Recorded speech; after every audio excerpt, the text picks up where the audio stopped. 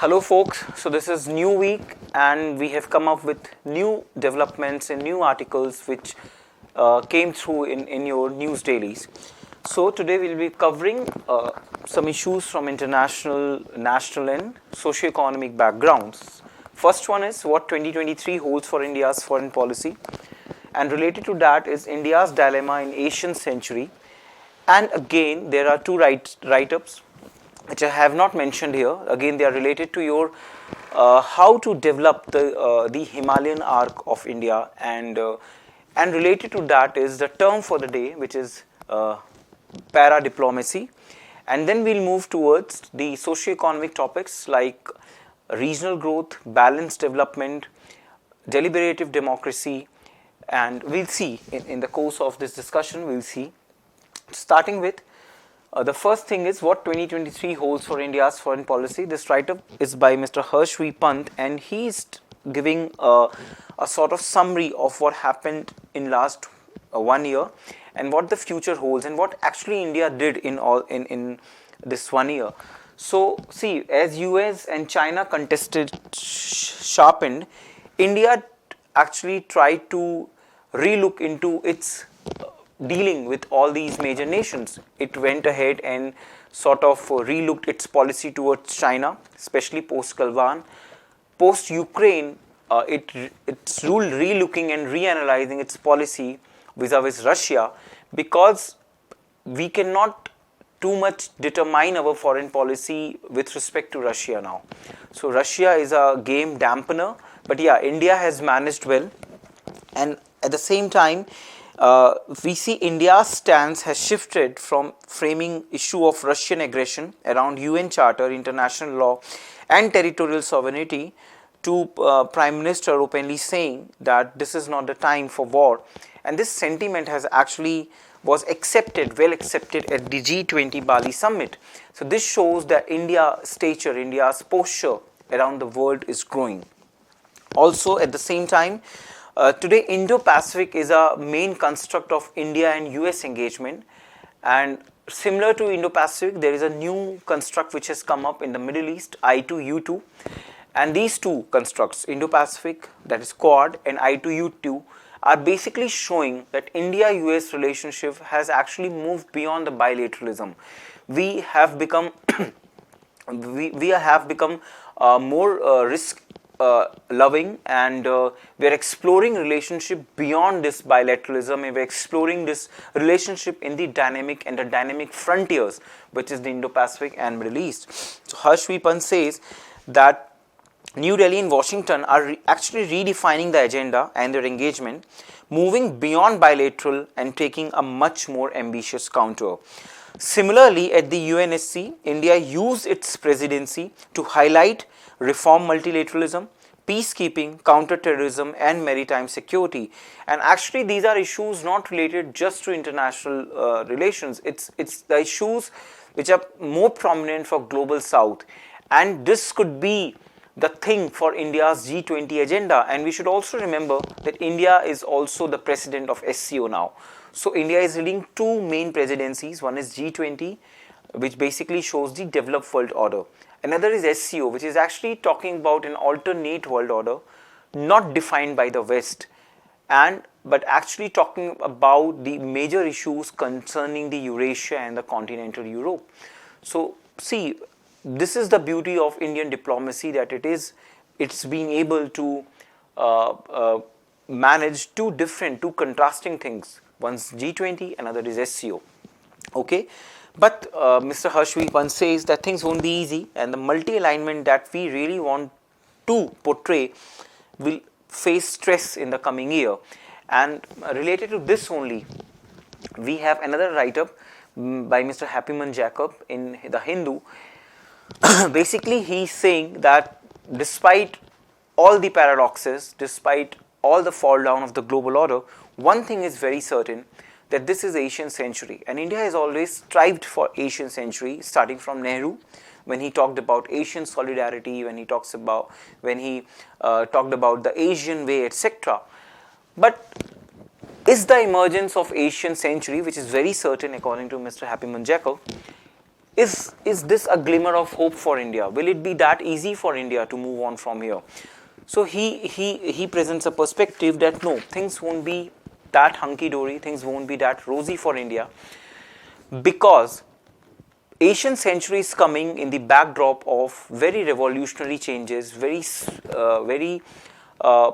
very controversial changes. India is always a proponent of a slow and steady changes.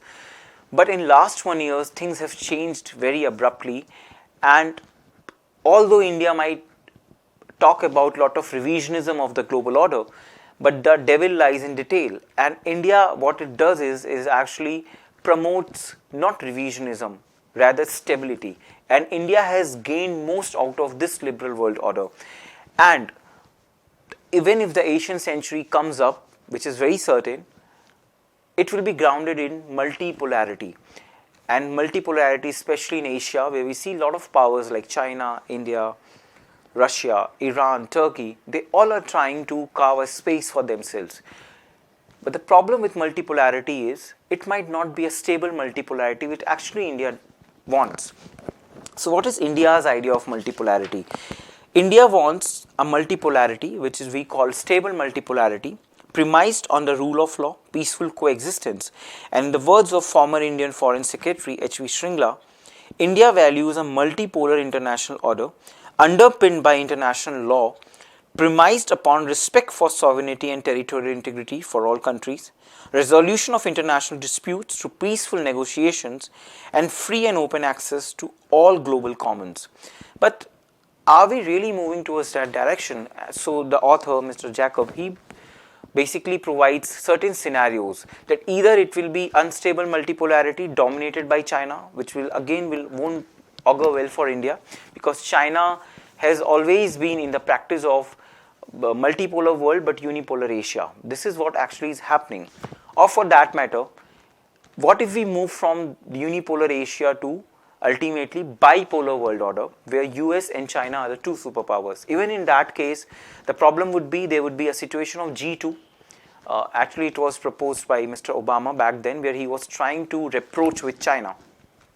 Even if that happens, there's a lot to lose for India. And even in this unstable multipolarity, there will be secret pacts, there will be secret alliances, which will again not augur well for India.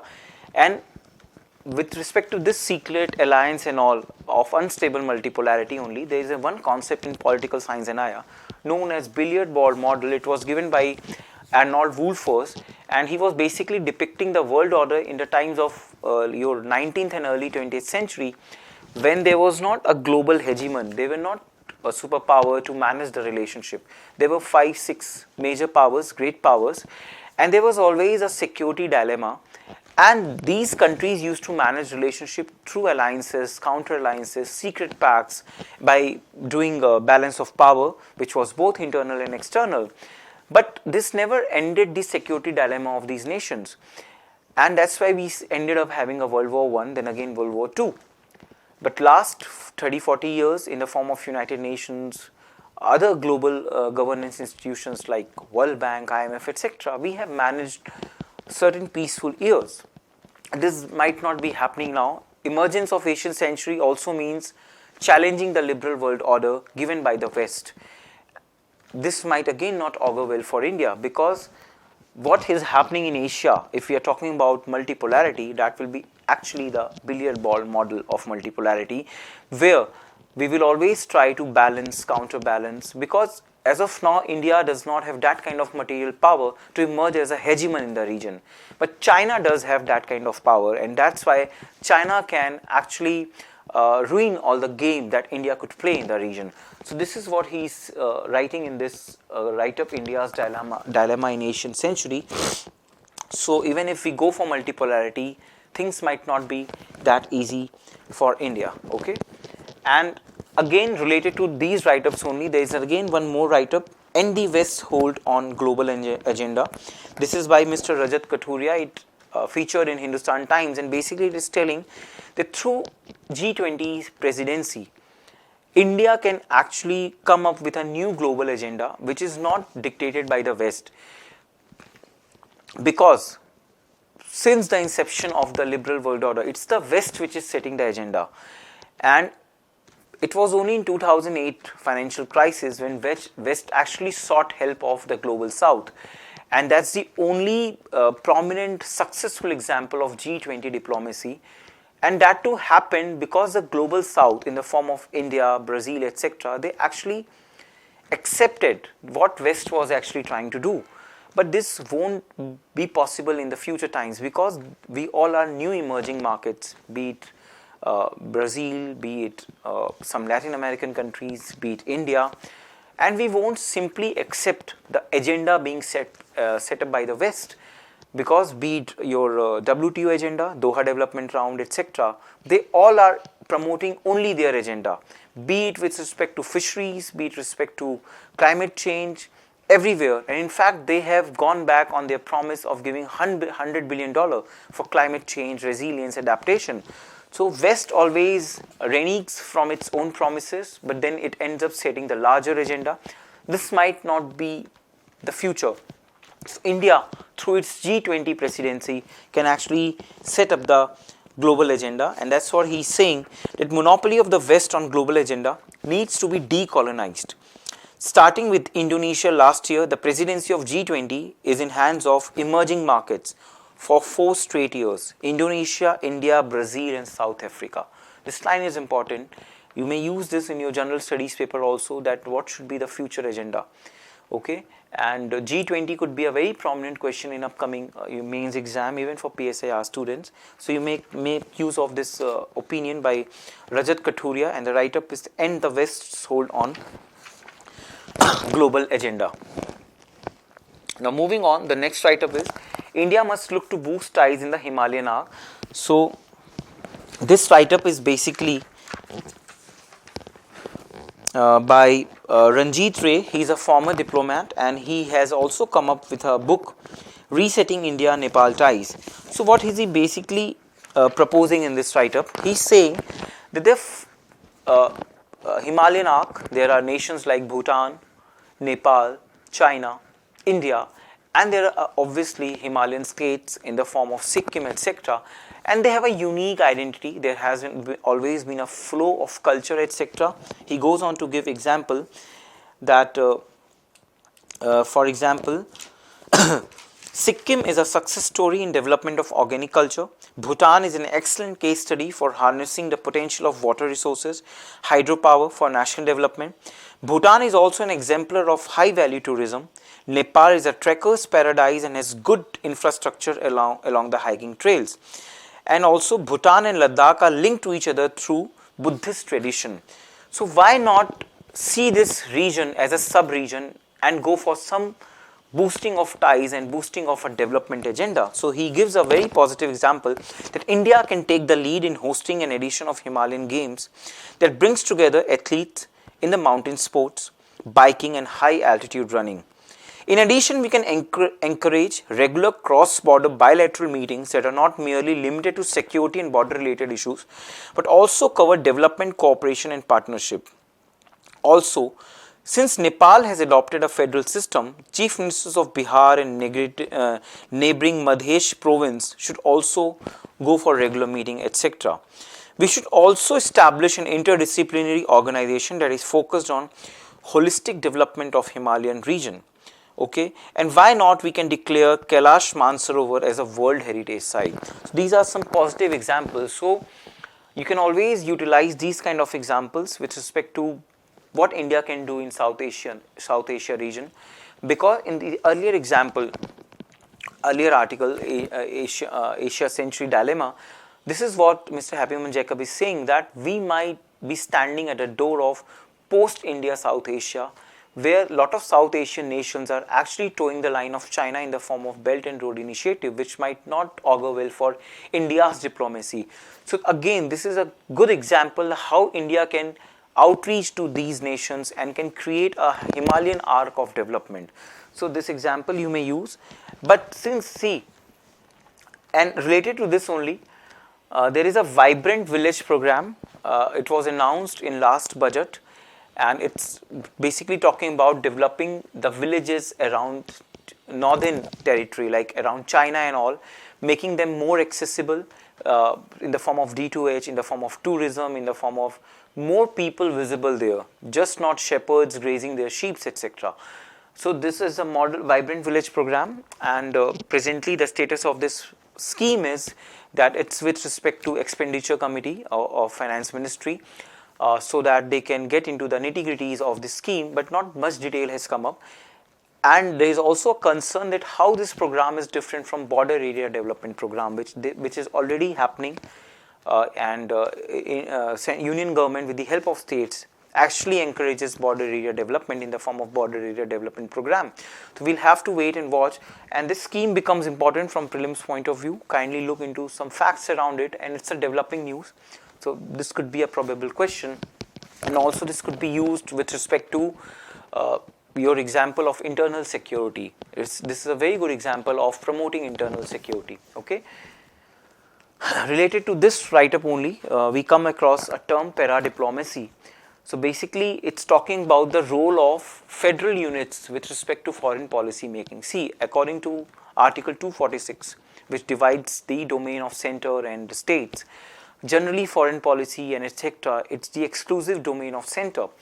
But post-globalization, it's not feasible and it's not even organic that only union government talks about foreign policy making, especially for border states like Bengal. So if we have to resolve certain issues with Bangladesh, we definitely need the presence of Bangladesh. So as of now, West Bengal. So since we have not been able to resolve Teesta issue, this shows the prominence of the federal units vis-a-vis your foreign policy making. So ParaDiplomacy is not a very new concept, but basically it gets prominence in 1990s, and especially for country like India post LPG. Okay, so the concept of ParaDiplomacy was first proposed in 1990 by John Kincaid. He's an American scholar. And what is ParaDiplomacy? I think you can jot down these points. Then Stephen Wolf, he describes ParaDiplomacy as foreign policy capacity of sub-state entities, their participation, independent of their metropolitan state in the international arena in pursuit of their own specific international interest. And again, ParaDiplomacy is known through various names like state diplomacy, continent diplomacy, regional diplomacy, subnational diplomacy, etc., etc. And India has sudden boost in subnational diplomatic activities in last few years. So see, even G20 is when it's happening. We have planned this across 50 cities. Okay, so we are not restricting G20 celebration just to New Delhi, and we see a lot of ParaDiplomacy happening when we host Ganga Aarti. When we are inviting Mr. Shinzo Abe, we take him to Varanasi for Ganga Aarti, or when Japanese President Xi Jinping was here, we took him to Ahmedabad. Okay, and we took him to the Sabarmati riverfront, etc. This is the showcasing of the federal speciality. So ParaDiplomacy becomes really important, and within ParaDiplomacy, we see the emergence of city diplomacy, where we do town twinning, okay, city twinning. So Sao Paulo of Brazil, actually from there we see a very successful example of city diplomacy. Okay, so even cities are becoming really important. So if tomorrow, if we are already developing Varanasi in a form of cultural capital of India. So tomorrow, and I think in G20 itself or in SCO, I'm mostly SCO, we see that Varanasi was declared the culture city for this year. So this could be a very linchpin for your city diplomacy in the form of culture, heritage. So even within ParaDiplomacy, the concept of city diplomacy has also come up. Okay, so this was the term for the day, ParaDiplomacy. It could be a standalone question anytime in GS. They have not asked it as of now. Moving on, others important socio-economic issues. This write-up by Mr. Krishna Kumar, he is an educationist. Basically, he is talking about that there is a new fad among Indian youth of collecting as many as degrees they can. They go for this course, that course, including me. Okay, so anybody can go for multiple certification courses, etc. So basically this shows the problem of the quality education, the problem of skilled quality jobs, and basically this shows the underlying current of huge unemployment problem. Recently there was a data by CMI and it said that in December the unemployment rate was really one of the highest.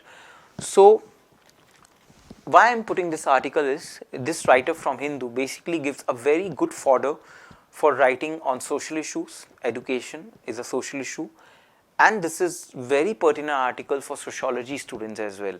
You can pick a lot of fodder from here. So basically he talks about a book by Ronald Dorr, The Diploma Disease, that you end up collecting as many books as you can. Again Dev Lahiri ki book hai, The Great Indian School Bazaar.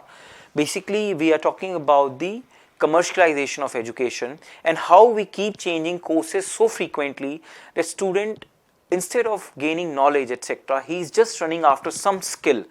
So you can use this again when you are giving a critical analysis of new education policy, that what new education policy is trying to seek, and how running too much after for very specific skill might make you employable just in a short run but not in a longer run. Okay.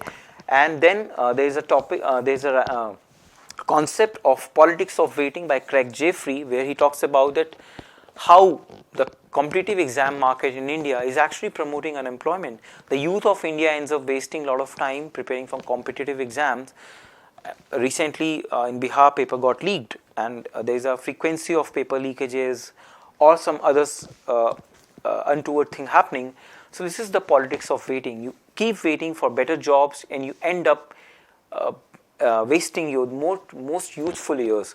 Okay, so you can make use of all these topics, all these concepts while writing your essay, or for that matter a social issue topic on education, and you can link this with new education policy also.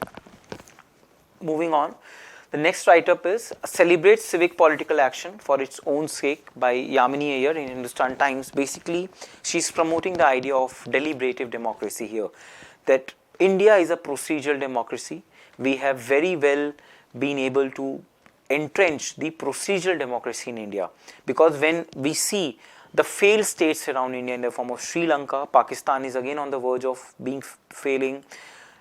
Nepal, since 2015, it's trying its hand at the constitutional democracy, but again there is a lot of Ayaram Gayaram politics. Prachananda recently shifted his coalition, and we see a left government emerging, a Marxist government, communist government emerging in Nepal.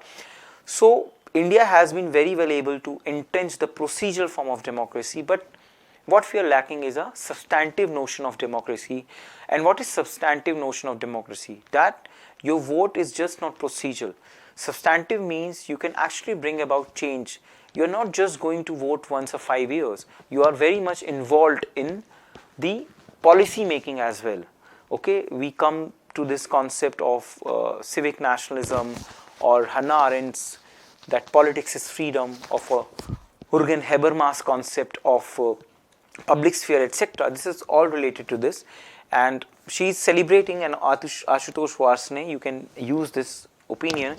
He has recently argued that India is reasonably well performing electoral democracy with largely free and competitive polls, even as its liberal credentials are ever widening deficits.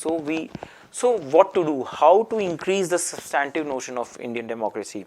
She is promoting an idea that substantive notion of democracy is actually strengthened in the non-electoral space in the form of social movements. She gives example of Bhudan, Chipko, recent protest against Constitutional Citizenship Amendment Act, the protests by farmers, etc.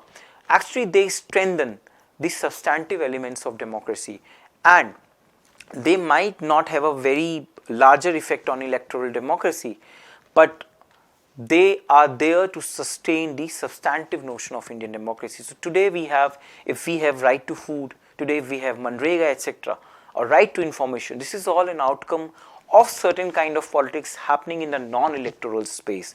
Okay, so she also makes use of an author, and I think you should read the review of this book.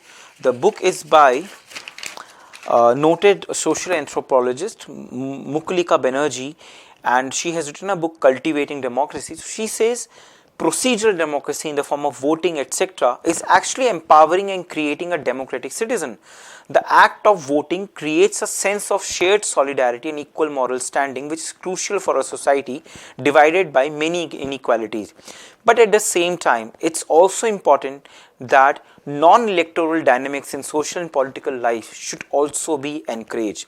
Citizen-led political action that takes place between and outside elections, like movements, protest, mobilization, play a crucial role in shaping these non-electoral dynamics. They serve as critical training grounds for democracy, citizenship by performing three critical functions intrinsic to democracy: generating awareness, encouraging active participation in creating a sense of collective civic responsibility around sets of ideas and principles. So basically, she is saying that the non-electoral space in the form of protest, mobilization actually strengthen the substantive element of democracy, and which is very important. But the problem is the present elite is actually not very gung-ho or not very active about this non-electoral space of political mobilization. So this is a contradiction, but actually the democracy is strengthened through the dialectics of both electoral and non-electoral processes. So you can make use of this.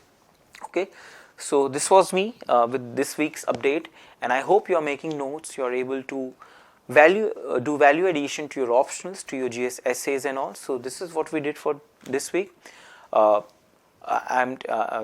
This way I end up here. See you next week. Have a good week. Have a good day.